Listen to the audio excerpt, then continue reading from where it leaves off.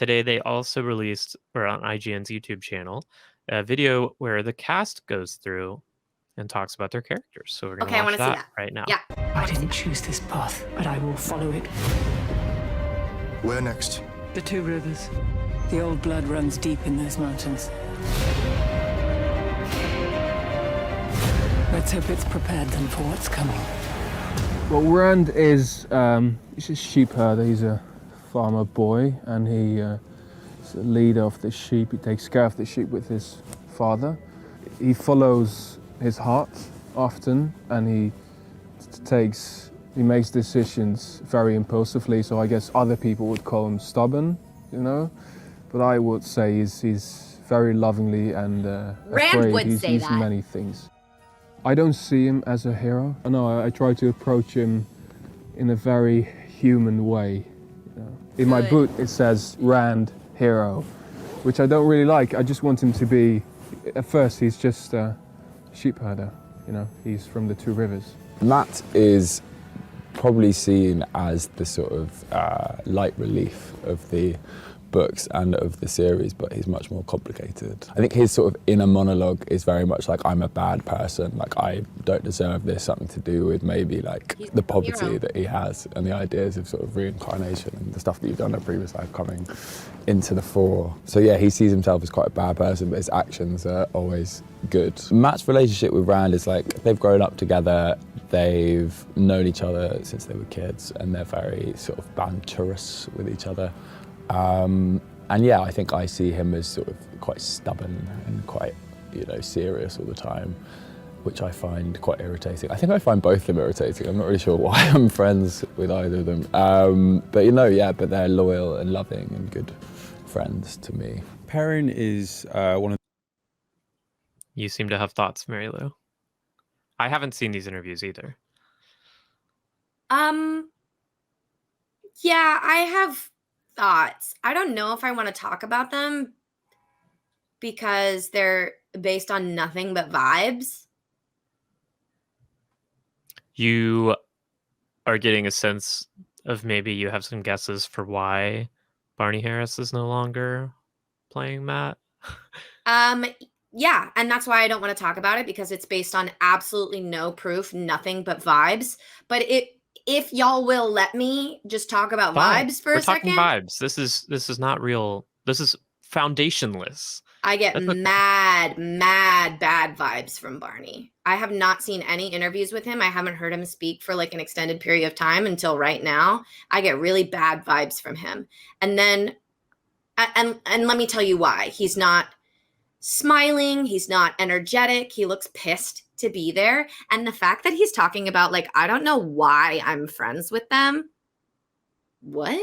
That seems like a kind of misunderstanding of Matt to me. Yeah.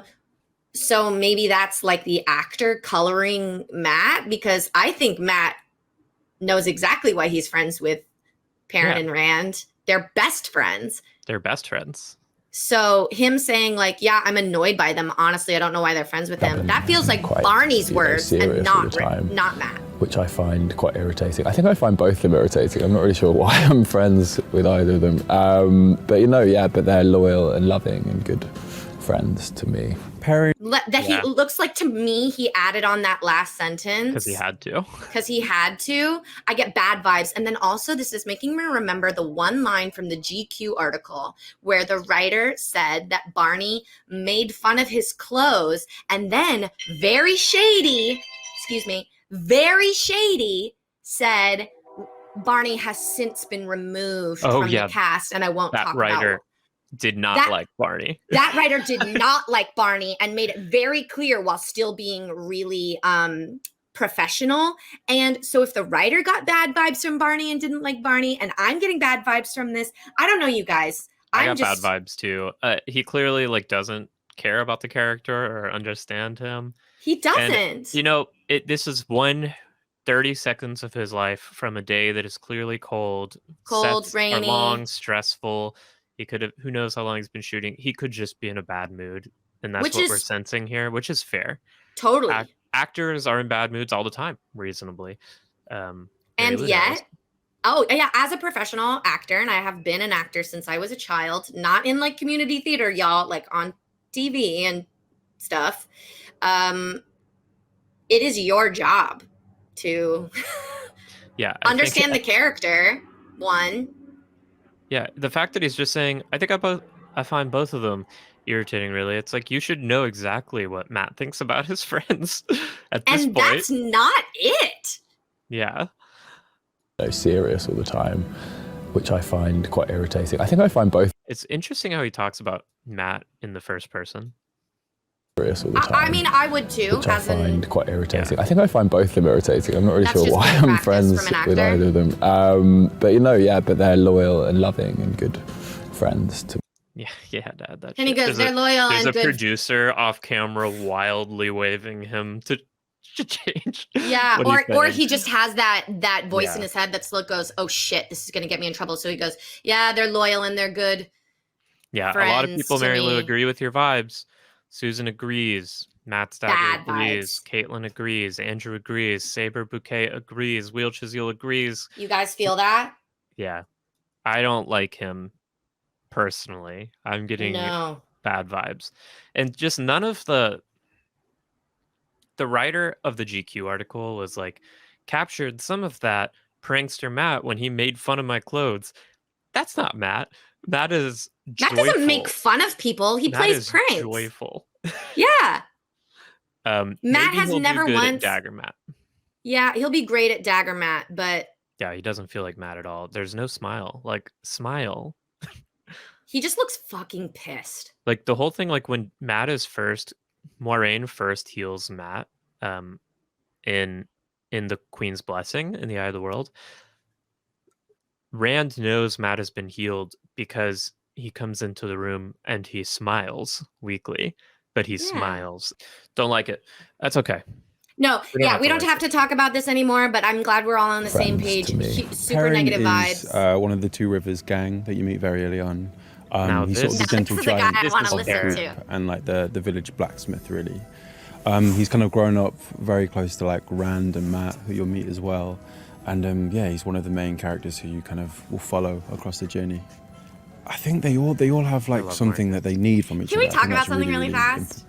I love just about the physicality of Marcus Rutherford. I love this deep crease that he has in his forehead. I think it's so perfect for the the furrowed brow and the forehead that's, it's always full in this deep crease. It's like this thoughtful Perrin that honestly, like, thinking doesn't come super easily to Perrin. No, he thinks a lot. He thinks more than other people. Okay, I've changed my mind. Perrin is not dumb. Perrin's not dumb. He just has to think a little bit harder and a little bit longer than other people. Great vibes. Great vibes. I love everything I've seen from Marcus. Great vibes from Marcus. I love to listen to him. Okay. I want to talk to him. Yeah. So Yosha, I get really good Rand vibes from Yosha. Boy, he feels earnest and genuine, but thoughtful, and you can see the angst. With Marcus just seems like, I think he'll bring a much more affable energy to Perrin that I think will improve the character. I agree. Gang that you meet very early on. Oh, God, just the smile, and it lights up his eyes. Look at me! I'm just like I feel like a. I just want to be friends with him. I want him to give me a hug. He's sort of the gentle giant of the group and like the village blacksmith, really. He's kind of grown up very close to like Rand and Matt, who you'll meet as well. And he's one of the main characters who you kind of will follow across the journey. I think they all have like something that they need from each other. I think that's really, really what you kind of gauge quite quickly. I think they all have characteristics of each other that they need and require. I think Rand is very sort of headstrong and will always kind of like follow his heart and kind of stuff. But I think Perrin probably more likely to kind of think something through and to kind of question it. But at the end, I think he sort of knows that. Look at that brow, that furrow in his forehead. Why he's such a close friend to him. Swear your oath. I want to point out something. Both Marcus and Barney compared their character to Rand. So if I didn't know how important Rand was, that would be pretty obvious. That Rand talks about Rand. Yeah, Barney talks about Rand. This is made for book fans, right? Perrin talks about Rand. Yeah, that's true. This is made for book fans, but still, it's funny that they each compare themselves to Rand. I don't think there's a chance that people who aren't fucking obsessed with this series and this TV show are watching this video. Fair. Okay. Keep going. Yeah. Such a close friend to him. Swear your... Oh, interesting point. Marisa says, R.I.P. Master Luhan if Perrin is the village blacksmith. I think he's still in training. But maybe R.I.P. Master Luhan. Maybe. Yeah, no, Marcus clearly understands this character. He gets it. He gets it. He gets it. They do do need something from each other. That's literally the crux of the whole book, right? Yeah. Oh, Marcus, I love you so much. I love him. I love him. And you know what? He's clearly had a long, stressful day of filming. He's got blood makeup on. It's cold, but and he's happy. Still quite pleasant. Just saying. Because that's your fucking job. It sucks. It's hard, but that's your job. Anyway, keep going. A close friend to him. Swear your oath, Moraine Sedai. Moraine is a woman who you never quite know where you stand with her. It's certainly in our show. Okay. Before we move to Moraine, I know everyone wants us to get to Rosamund, but Chileodell or Chileodell has said, wedding ring, thoughts? Oh, I didn't see it. I didn't notice. Y'all have such eagle eyes. I don't know how you see these things. Wedding ring, where? We saw it in one shot. I'm not really sure why I'm friends with either of them. But they're loyal and loving and good friends to me. Perrin is one of the Two Rivers gang that you meet very early on. He's sort of the gentle giant of the group, and like. Yep, there it is. Is that on a wedding figure? The gentle giant. Oh, we know he has a wedding ring. On. We already knew that. I didn't know that. Oh, we've seen his wedding ring in other like promotional shots and trailers, scenes. Oh, maybe I didn't. I forgot. The scene in the original teaser where like Wolf goes Bork and then Perrin turns around, I think we can see his wedding ring. Oh. Yeah, there's a good reason to think Perrin might already be married. But there's also good reason to think just because we wear wedding rings and wear them on the ring finger doesn't mean that's what they do in the Two Rivers. Right. Well, from the books, they don't wear rings. They just say the word, speak the words in front of the women's circle, and that means you're married. And there is no mention of rings. But of course, if you're giving Perrin a ring on his ring finger, knowing that the audience is not a Two Rivers audience, but a modern real world audience, you're usually trying to communicate that he's married. Exactly. Yeah. So I don't like that, to be honest. I really don't. A lot of people don't like it. Lisa doesn't like it. Me too. Wheel Chazille says we just have to accept it. I agree, Wheel. But here's really quickly, one sentence. I'll explain why I don't like it. Because of knowing who Perrin is as a character, it would be so much harder for him to leave his hometown where his wife was buried and his alleged, probably the rest of his family still is. Right? You'd have to drag him kicking and screaming. Oh, she's dead for sure. I know she's dead, but like the Perrin that I know, if his wife died, he'd probably stay and mourn and be there in his hometown. He wouldn't leave where his wife was buried. I don't know. He would leave if he was convinced he had to leave if he didn't want everyone else he loved to die. That's a great point, and it's going to make for great TV. So, okay, I get it. Are they going to fridge her? Yes. In short, yes. In short, yes. Violence against women as a plot point for motivating a man. I don't love it. I hope it doesn't become a pattern. But whatever. Yeah, Andrew says, I think they're giving him a big, impactful death to supercharge his violence versus peace arc. I get that. I just think it's like a little tropey and a little tired. But it will give him death for fearing his inner wolf if he loses control. Thank you, Matt Stagger, and fails to save his wife. Interesting. Yeah, I mean, it'll be great acting for Marcus, and it'll be good TV. I just think it's a little tropey. So Wheel Chazille points out that Jess from Tar Valon After Dark had the idea that they just got married and then Perrin has to leave. So she's not dead. But when she gets back after so long, she will have moved on thinking he was probably dead. Oh, interesting. Then that would make his relationship with Fa'il even more interesting. If he's like, I'm married, and then he goes back and his wife is like, ooh, sorry. Yeah. That would be fascinating. Okay. I'm into that. If Perrin is already married, what's her bird nickname? Well, she's the eagle if she's from Manetheren. That's what I think. Falcon, Hawk, Eagle. Falcon, Hawk, Eagle. Very interesting. Everyone grieves differently. It's true. Totally. It is tropey. If what they do is give him a wife just to kill him, kill her to motivate him on his quest, and we never hear about her ever again, that would annoy me. It's also unnecessary since he has a family that canonically does that anyway later in the series that they could have just moved up plot-wise. I like the theory of her. I like her still surviving. Oh, I hope that. Ooh, that is a great. I never thought of that, but I really think that's a cool theory. Or just cut Fail. I'm cool with that. Same. I think they're going to change Fail quite a bit, but I think she will end up as a really good character. Fail had a ton of potential as a character. I think Robert Jordan wasn't very good at romance, and or also often portraying women. And also, like, it's important to remember Fail's fucking young. She's like 17 young. Or something. Yeah. So an older, more mature Fail, I think, could be a very good character. Because I really like Fail by the end of the series when she's had some emotional growth. Yeah, that's true.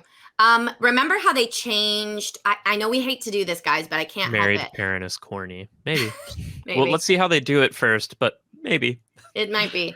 Remember how they changed Jane in Robb Stark's eventual wife in Game of Thrones from a no one to like a actual strong character, completely different from the character she was in the book, but way better for storytelling and television. That's what I hope they do with Fail. Anyway, okay, let's keep watching. Yes. And Wheel Chazil, just on the last Fail point, Perrin is often reacting to her emotions that he can smell, not what she's actually doing, and that's true. I'm being facetious. I don't actually hope they cut Fail. I just hope they make her better than she is in the books. The gentle giant of the group and like the village blacksmith, really. He's kind of grown up very close to like Rand and Matt, who you'll meet as well. And he's one of the main characters who you kind of will follow across the journey. I love this little latch on his like wraparound cloak here. It's like a smock. To me, it looks like a smock. I think it's a blacksmith apron, yeah. Yeah, love that. Looks like a welding jacket. Mm-hmm. Across the journey. Like a heavy I think they all have like something that they need from each other. I think that's really, really what you kind of gauge quite quickly. I think they all have characteristics of each other that they need and require. I think Rand is very sort of headstrong and will always kind of like follow his heart and kind of stuff. But I think Perrin probably more likely to kind of think something through. I love him. And to kind of question it. But at the end, I think he sort of knows that Rand would always do something out of the goodness of his heart, and that's I think why he's such a close friend. He gets it. Totally Swear gets it. your oath. Okay, one point before we move on. One last Perrin point for real. No Fail slap and spanking, please. That scene sucks, and it's very problematic. Now, I would be okay with, if they wanted to, Fail and Perrin demonstrating a healthy, consensual, discussed BDSM relationship as an acceptable form of sexual expression between two loving and consenting partners. I'm okay with that. But the way that scene worked out, it's not good. No. But there can be spanking as long as it's, like clearly consensual and done well and just saying. That is true. I personally don't want to see that. I just don't want to see it. Not as a punishment, like the way it happened, where it was like a punishment or whatever. But if they want to like get into, I think like the bundle her over your knee, spank, like that's bad. I don't want to see that. But I could see them get a little freaky. I like the idea of Fail being a little freaky. I don't mind if it's referenced. I would rather spend my screen time elsewhere, and that's just moi.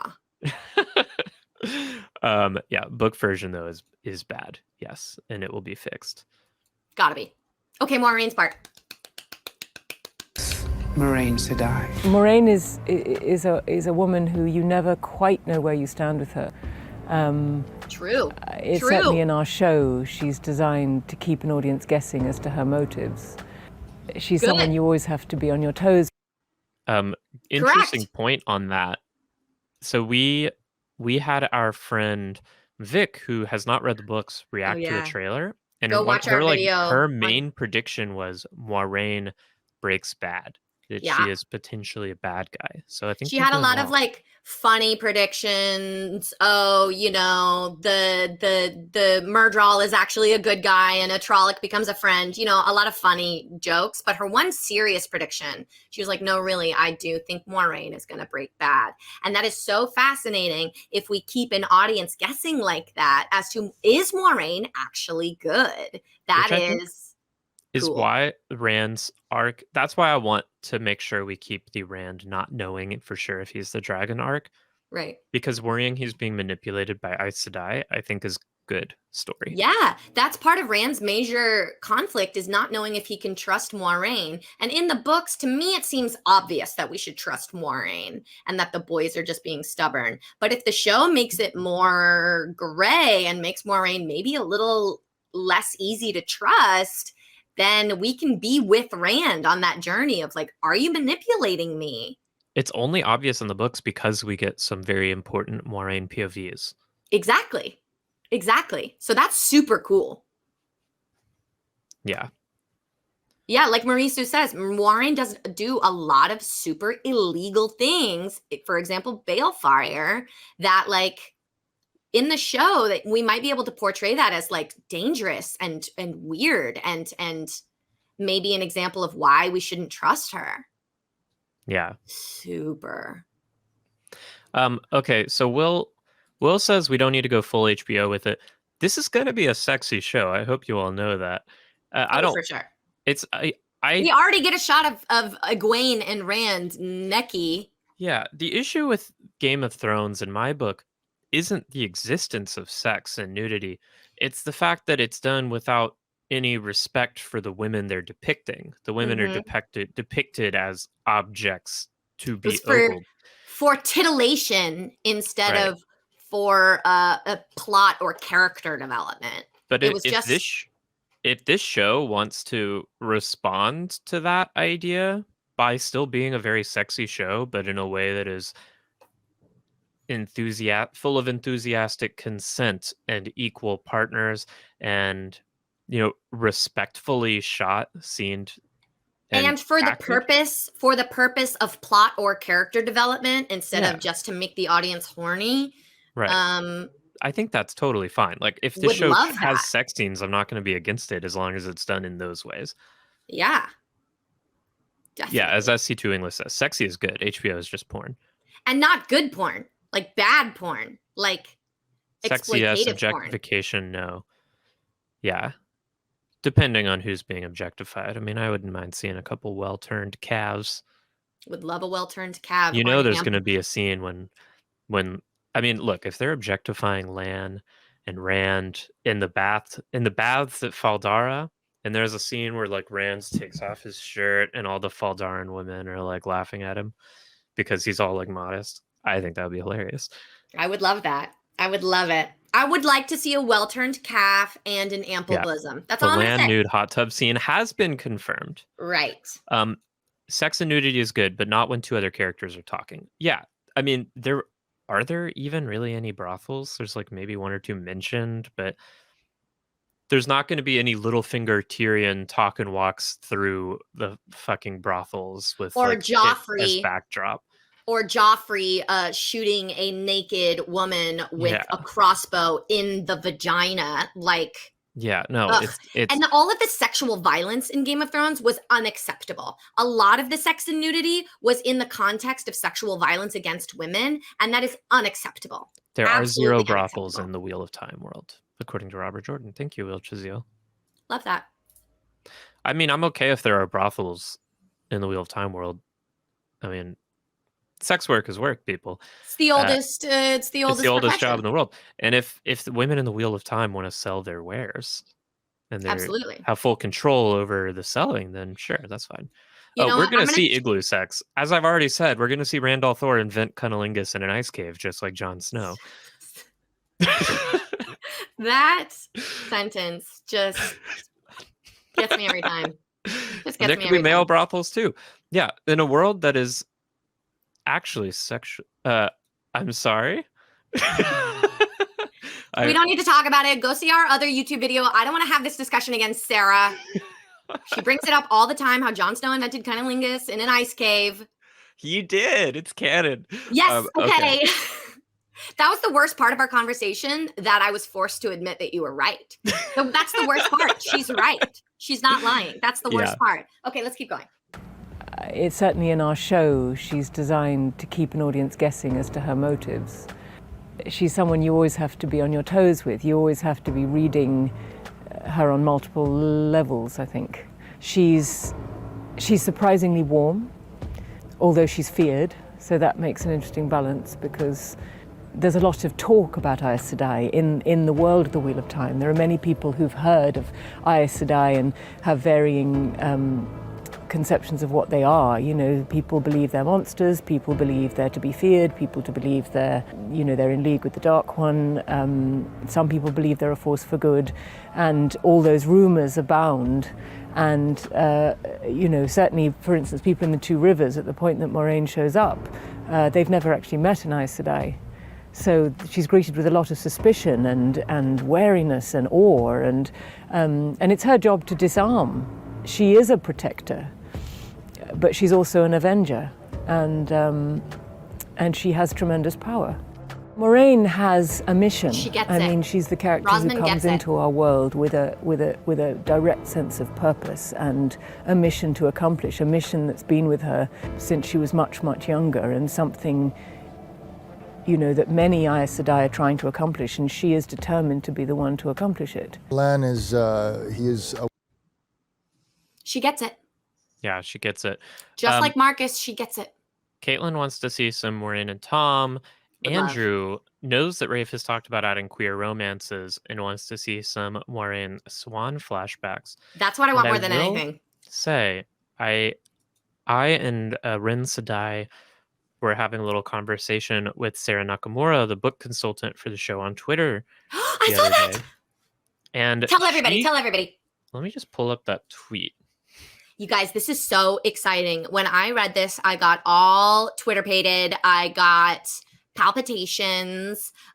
This is really exciting because Sarah Nakamura all but confirmed that there are going to be queer interactions and romances in the series. So this is exciting. And I love that that's something Sarah confirmed, that it's really important to her, that she was working on making sure that happened in the series. Yes. So And while also, you're pulling it up, Rafe is a gay man, and he is on the record saying how important it is to him. of course. While you're pulling it up, I will comment on what Wheel Chazille and Susan are talking about with the brothels. I believe that Robert Jordan said that there are no brothels in the Wheel of Time, but I also think that maybe it's what Susan said. Yeah, there probably are brothels in the world. We just don't see them, right? We don't experience them because it's just not a part of our journey. Right. So maybe that's what Robert Jordan meant about there are no brothels. Like none of the inns that we go to are like secretly brothels. He's like, no, they were just inns, which I like. Right. In the world, there can be brothels. It just our journey doesn't bring us there. And on the note that a lot of Aes Sedai have pillow friends, Robert Jordan is on record saying canonically a third to a half of Aes Sedai are either bisexual or lesbian. But what I was just talking about, Rin Sedai, we were having a little conversation. Rin Sedai tweeted, as a genderqueer fan, just seeing this kind of Twitter chatter makes my heart flutter, feeling that I belong in this world. And I know you're not saying anything at all about the show here, Sarah, but just knowing you and Rafe are queer fam and allies is so beautiful. And Sarah Nakamura says, you may want to work on your cardio in the coming weeks if just this chat makes your heart flutter. So that's confirmed, baby. There's just gay shit incoming. Gay shit confirmed. We love to see it. Okay, keep going. And she is determined to be the one to accomplish it. Yeah, I think Rosamund knows Moiraine well. And the note about warmth is interesting. I don't see Moiraine as a particularly warm character usually. Or maybe like Moiraine the person is warm, but she does keep her shield up so much. Like super hard. I think maybe that's what she means by surprisingly warm on the inside, because later Moiraine with Swan and Tom probably is very warm. We just don't get to see it for so long. I think because I'm reading back through the Dragon Reborn right now, and Rand just left the camp after spending all winter arguing with Moiraine. Mm-hmm. And if Moiraine had shown that warmth to Rand, she would have had a much better time with him instead of trying to remain the impassive, stoic Aes Sedai. And then we wouldn't have, 12 more books of fabulousness because Moiraine fucks up.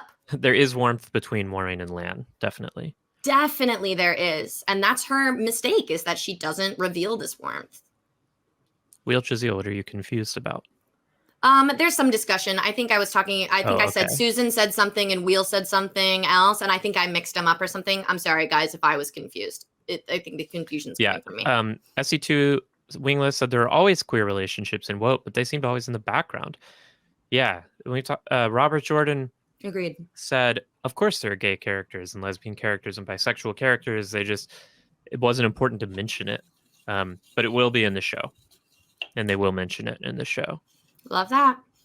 And she is determined. Oh, other Moiraine note, because I just read the scene where she like goes and catches fish with her hands. They're Royale or trout fishing. Yeah. She uses the power. She fucking cheats. 100%. Of course she does. So funny. Of course she does. That's funny. It's funny. It's a good scene, and I like her like laughing with joy as she catches a big fish. And surprisingly she's a little warm. prankster. She is a prankster. We know from her time as a novice. That's always described. She's a prankster. Yeah, she got in trouble a lot. She has to play the role of the serious, wise Aes Sedai, but at heart, she's a little joker. She's somebody who would dump a pond on a very scary man's head. Yeah. Determined to be the one to accomplish it. Lan is he is a warder in this world. And what that means is he's American sort of a guardian / protector. I also fucking love seeing Daniel Henney in his like Bernie Sanders bundled up coat. Huge coat, huge scarf, gloves, with a hot coffee. He's like, bundle me, baby. This like other people LA just get man. one jacket. And he's like, no, that's how I would be. I love it. Daniel Henney, marry me. Of course. Mary Lou and I are both LA people. We are weak. We are weak to cold. I don't like it. So I do accuse Bass Pro Fisher Champ Moiraine of cheating. Absolutely, 100%. And I love her for it. He looks like the Gorilla Man from Umbrella Academy. Oh my God, yes. He's like big downy Huge. arms. I love it. Okay, sorry, I talked over his interview. I love him. Lan Hashtag Daniel Henney, marry me. He is a warder in this world, and what that means is he's sort of a guardian / protector of Moiraine, who's played by Rosamund Pike, and he's kind of sworn to her. They have this relationship that is a platonic relationship. There's nothing going on between the sheets or anything between these two, but they are connected very deeply, and they are on this journey together to find the dragon. And so they've been sort of traveling from what we're thinking is town to town to town to find the dragon. And so all hard he planes is and angles. her right-hand man, and he will do everything, including sacrifice his own life for her. And he's kind of the perfect guy. I mean, not saying I'm the perfect guy, because I'm not by any means, but Lan is pretty cool. Yeah. I think someone that we could all strive to be one day. Yeah. I think we'll ever go back. He's That's right. true. He's not wrong. Yeah, Lan is the perfect guy. kind of Emotionally traumatized, but he works through it. He works through it, and we get him to a place of beautiful, perfect guyness. That's why he's SS tier, right? It's like Lan jumped out of my head canon. Totally. So well done with casting, acting, and costume. Agreed. I truly love it. I also love, so I know this is a marketing thing, but I love that they keep hitting over and over and over and over and over again. This is platonic. This is platonic. This is platonic. Because so many show watchers and non-book readers might be like, oh, but when are they going to hook up? Or what's the sexy thing? And that could have been, you know what? I bet there was more than one exec that said, can we have a sex scene between, or some sexual tension between Lan and Moiraine? And they are like, No, that is not what's happening here. And that is so refreshing. And because we're going to get sex scenes, we're going to get sexual tension, just not with them. And that's so important to their bond. So I love that they're hitting that over and over. Like, don't even talk about it. Don't even think about it. It's not a thing. Love that. Great marketing. What I also hope we get from Lan is his relationship with Rand, I think, is so important and so good. Yeah. Lan is the perfect man, and not just as a romantic partner. He is the perfect mentor for Randolph Thor. Yes. And like teaching him how to be a man. And by a man, I mean a good person. Yeah, like how to be a man. And there's like a really fantastic moment at the beginning of The Dragon Reborn that I just read again. And there's fantastic moments all over the series, but the ones I just read are always fresh in my head. Where Rand is like freaking out and he's like just been fighting with Moiraine and blah, blah, blah. And then Lan comes over to his cabin and Lan is just like, hey, like, chill the fuck out, dude. Like, you've got to calm down. You have important stuff to do. Like, you know, you got a lot of shit going on, but like, everyone's depending on you and you need to face that like a man. That's the reality. Yeah. And Perrin is like, oh God, I'm worried. How's Rand going to react to that? Is Rand going to explode? And he's like, to my surprise, Rand actually seemed calmer. And Rand was like, yeah, you're right. Like, Lan knows what Rand needs from him. And Lan knows how to talk to him. Yeah. And Lan is a father figure. He's such a good father figure for Rand and just like a mentor. And Lan, an example of who to be, because we know Lan has crazy, strong, fiery emotions, right? And he was traumatized into turning that all into ice and stone, right? So he sees Rand and he understands. Yes. And when he gives Rand tips on how to go meet the Amerlin. And it's so vital for Rand to know that Lan doesn't see him any differently. Like, at the end of the Eye of the World, Lan is still like, well, sheep herder, like, let's get going. And Rand needed that. Because his friends don't give him that. His friends, Perrin and Matt, don't fucking give him that. Only Lan does. No, they tell him that they're scared of him all the time. And he's rooting for Rand, which is really cool. I love the moment where Moiraine points out to Lan, she was like, you did not have to help him like that. And he was like, sorry, bitch. Like, I wanted him to do better than you thought he would. I wanted him to, you know, succeed in that moment. I don't know if the death is lighter than a feather, duty is heavier than a mountain thing is necessarily damaging to Rand. I don't consider that damage at all. I think that helps Rand. I think it's a good thing for him to know that duty, it's hard. It's hard to live, right? Yeah. Because so often Rand goes through the first few books going like, well, I'm just going to die on the steps of Shaiol Ghul. So let's just get there so I can die and it can be over with. And Lan's like, sorry, buddy, it's not that easy. You have to live and it's hard. It's going to be harder. So you have to nut up and shut up and do it. And I think that's a great lesson for Rand to learn. So I don't think that's damage. I actually think that's really good, like, healing. I mean, definitely, like, Lan is not perfect. Lan is emotionally traumatized. He has a ton of issues. And I agree with you, SC2 Wingless, that emotionally he probably does. Anxious avoidant attachment style. I think he probably does impart some of his, like, definitely Stone Rand, Quaindiar Rand. Well, when your model of positive masculinity is a man whose only display of emotion is the occasional blink, it does make sense that you'd turn to that model for how to take life. Lan does impart some damage to Rand in that way. Definitely. When he's exemplifying the wrong Lan, right? The wrong superficial Lan. The superficial Lan instead of the true Lan. Yeah. And there's definitely a bit of the, like, suicidal, like, resignation that Lan goes through the world with that I do also think we see in Rand. So I think you're right. Like, the general essence of death is lighter than a feather, duty is heavier than a mountain coming from Lan a lot of times is pretty nihilistic. And I do think that does some damage. So I changed my mind, SC2 Wingless. Yeah. Well, I think it does damage at first. And then they both come to a better understanding of that and both realize that they were courting death like a bride and that that's not a healthy way to live and that your duty is heavier and harder, but more important. Yeah. But I do think the most important thing he does for Rand is that Lan is the only one, as Kaitlyn points out, who treats him like a human. And even Nynaeve and Egwene early on, they're like scared of him.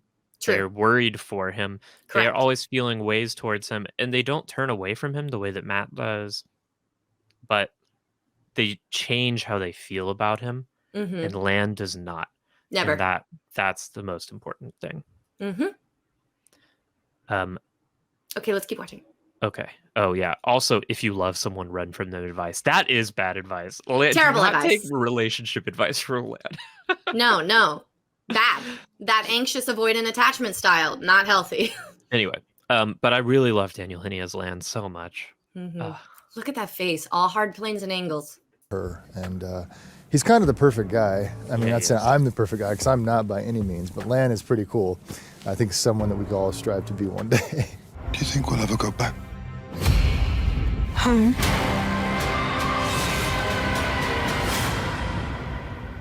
No. Nynaeve goes on an incredible journey.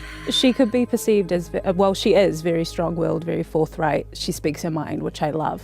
She does things her way, much to the dismay of like everyone around her. She becomes really Yes, I was just thinking this. I want to have a drink with Marcus and Daniel and Zoe. selfless, which I really admire. It's something I'm trying to be better at. Yeah, she's really interesting and unpredictable, and she's such a joy to play. She's very determined. I love the admiration that both Zoe and Daniel have for the character. For their character. I love that. Me too. That's a great place for an actor to come from, right? That's an incredible motivation to admire your character. But this is someone I'm not just playing, it's someone I want to be. Like, and that's good. And also it's important because I think Nynaeve is that. Like for me, I love Nynaeve. Yeah. And I'm glad it shows that Zoe has good taste, right? Zoe has good taste. I love her hair in this interview. Oh my God. I know. These twists are gorge. Yeah. I love that they're setting up Nynaeve as this parallel to Rand. Like the discussion of both these characters is they're stubborn. They live from their heart. They're impulsive. They're impulsive. They're going to be very similar, which I like because I think it's true. Yeah, she's really interesting and unpredictable, and she's such a joy to play. She's very determined and ambitious, and she's a very keen learner, and that's something that I really... Determined, ambitious, and a keen learner. Pretty good summary of Egwene. Yeah, are there 3 words that are more Egwene? No. Speaking of people who get their characters, I really think Madeline gets Egwene. She just gets it. Joy to play. She's very determined and ambitious, and she's a very keen learner, and that's something that I really resonate with Egwene, and I think that's why a lot of people are so drawn to her, because she is really looking towards the future, and a really admirable quality that she has about her is she's got this incredible sense of duty to herself but also to society, and so I think that's kind of a constant battle for her, like, do I stay back in the Two Rivers and, kind of live out the life that would work for everyone, make everyone happy, or do I go on to, the world outside and give what I can give to people all around the world? So she's really, you can tell she's got something in her. She knows that she's destined for great things, and that's something that's really exciting about playing Egwene, is that you can kind of feel this electric energy inside of you that excites you for her journey and what she's going to do. She gets it. Kaitlyn says, I think I read somewhere that Madeline was a book fan prior to getting the role of Egwene. Aww. I had not heard that. If that is true, what a dream. What a dream. That's awesome. That's the dream. I hope she is. I mean, I'm glad that they're all reading the books, except maybe Barney. Maybe that's why he got fired. He refused to read the books. No comment. You know what? Honestly, I'm going to make a prediction right now because you guys let me have my vibes. This is my prediction. I think he left. You think he left? I think he got sick of it and was like, I don't want to do this. Yeah, I want to do this for 10 years or where I don't want to do this. And so he left. Whether I think that's a good decision or not, whatever. Yeah. But that's my theory. And eventually we will find out. There's just no way that we don't find out. So yeah, I could be wrong, obviously. But. Yes.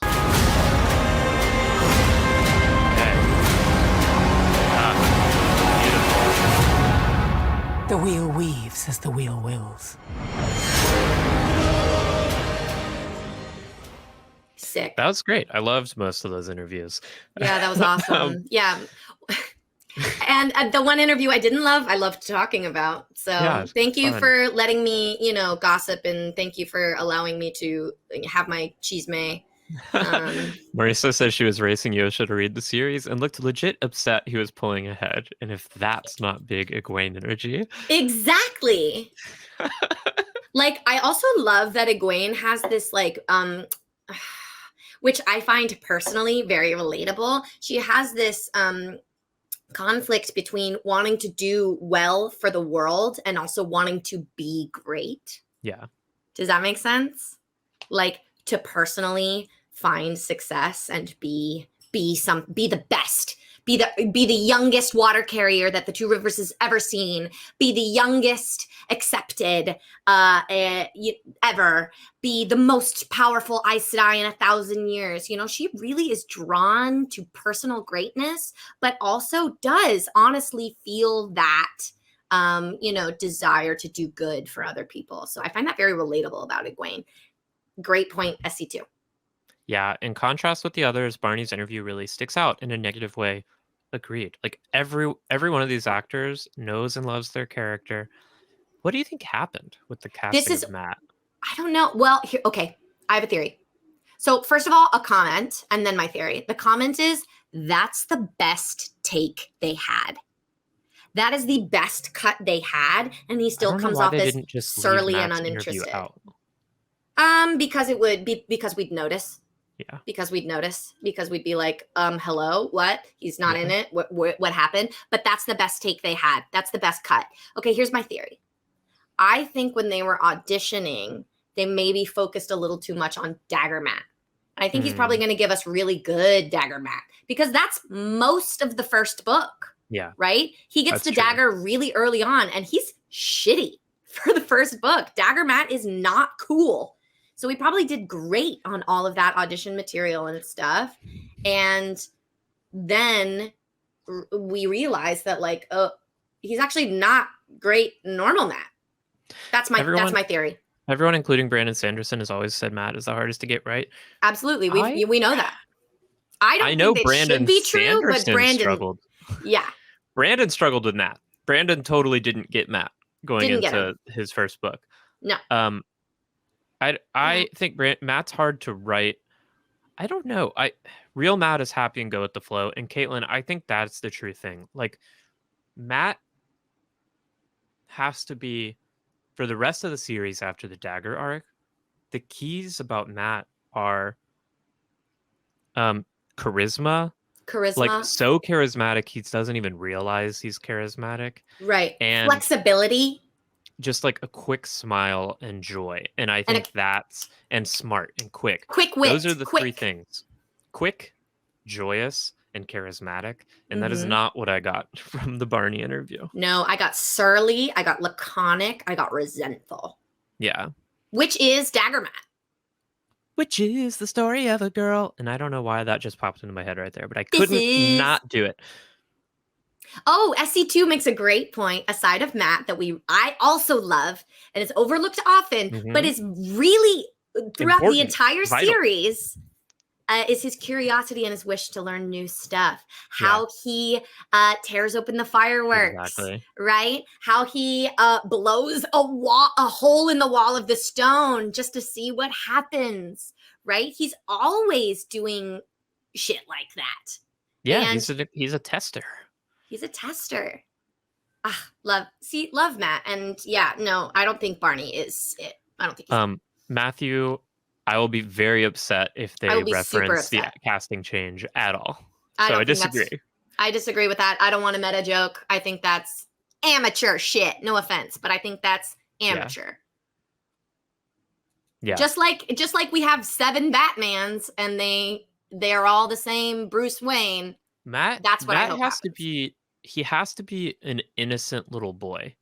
Like, on the one hand, like, yeah, he's a man and he likes dancing with ladies and stuff, but he has to have an innocence to him that is part of that curiosity which is like, yeah, I was curious. I opened the firework. I was curious. Why is everyone mad at me? Mm-hmm. Like, he doesn't get it.